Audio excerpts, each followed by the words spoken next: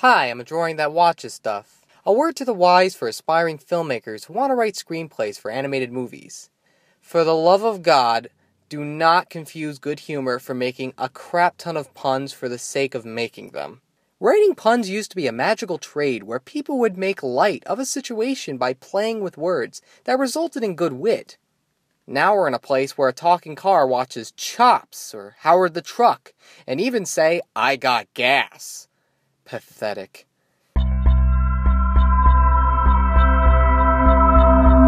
Our movie stars a plane named Dusty. He is a racer who can't compete after an irreplaceable part is damaged. He then decides to go into firefighting when realizing his airport's emergency firefighter is outdated. It's also a result of his arrogance that caused the fire, leading to this plot point, but it's never addressed later in the film for reasons of lazy script writing. While he's getting his certification, he travels into a wooded area, which only makes the logic of a mechanical world of automobiles more confused. He meets an emergency crew that includes an outdated and somewhat offensive stereotype of Native Americans, a love interest who has to try really hard to make herself known to Dusty, and a crew of repair cars with the name of leftover Transformers. Their leader is a chopper voiced by Ed Harris. He shows Dusty the ropes and has him train in legitimate fires. Mind you, this is before he gets his certification. Now, I'm all for hands-on training, but don't you think you're in for a serious lawsuit when, God forbid, an unlicensed plane gets killed in a fire? But it doesn't even matter since Dusty plays by his own rules, and authority's for schmucks. Yeah, I'm not a big fan of this character. I know he's supposed to be the hero figure who goes on a journey to learn a life lesson.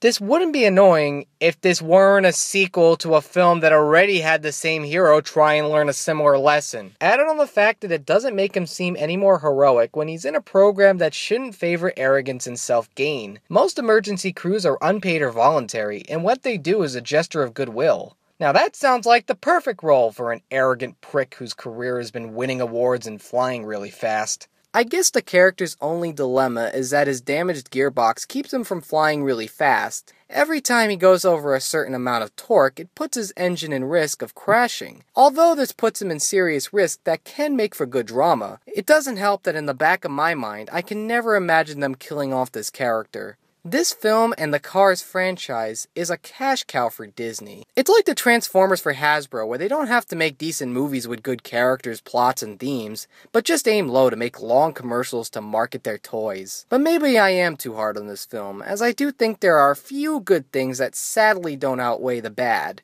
I think some of the camera angles while the planes fly are good, and the climactic finish does have some panache. However, offensive stereotypes and bad jokes that range from crap ton of puns to awkward bathroom humor really bring this film down, especially when they don't make sense. When a car is supposedly dropping his pants, what are the genitals that cause shock and awe to the viewer?